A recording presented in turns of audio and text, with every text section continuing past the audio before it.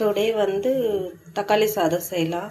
அதுக்கு தேவையானது வந்து ஸ்பைசஸ், அப்புறமா இந்த பிரிஞ்சி இலை,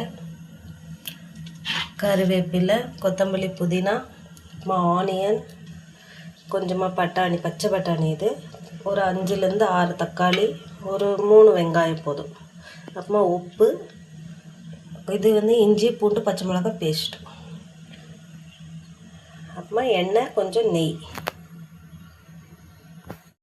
இப்போ வந்து 1 ஸ்பூன் நெய் ஊற்றலாம்.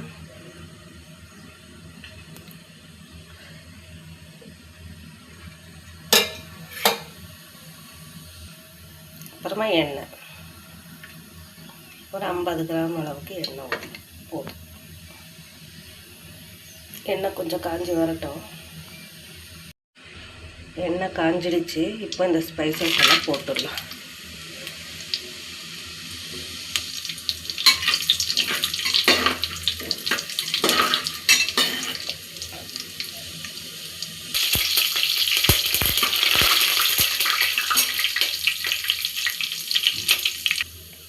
அதுக்கப்புறமா நறுக்கி வச்ச வெங்காயத்தை போட்டுக்கலாம்.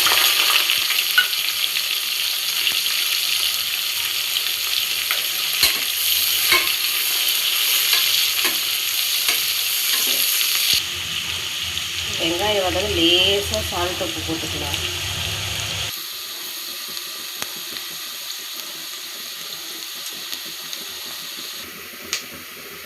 வெங்காயம் வதங்கிடுச்சு. இந்த டைமில் நம்ம இஞ்சி பேஸ்ட்டாக அரைச்சிக்கலாம்.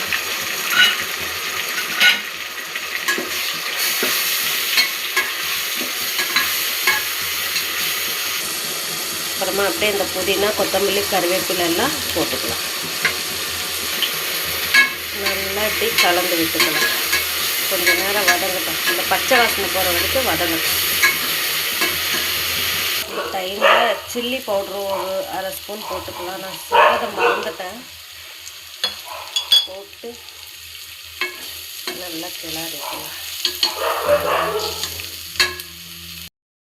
தேவையான உப்பு போட்டு வதங்கட்டும். இப்போ தக்காளி, தயிர் கொஞ்சம் ஆட் பண்ணிக்கலாம். இப்போ தண்ணி ஆட் பண்ணிக்கலாம். நான் இதில் தான் அரிசி எடுத்தேன். அதில் 4 கப்பு தண்ணி ஆட் பண்ணிக்கிறேன்.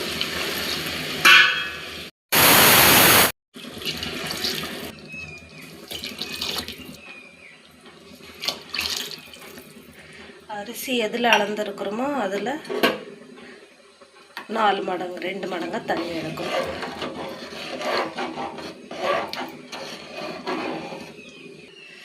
இப்போ வந்து குக்கர் மூடி ஒரு 2 விசில் வர வச்சிடலாம்.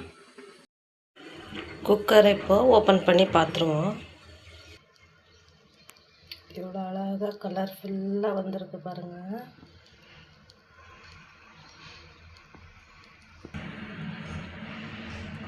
இது வந்து இப்போ பிளேட்டுக்கு நம்ம சர்வ் பண்ணிடலாம்.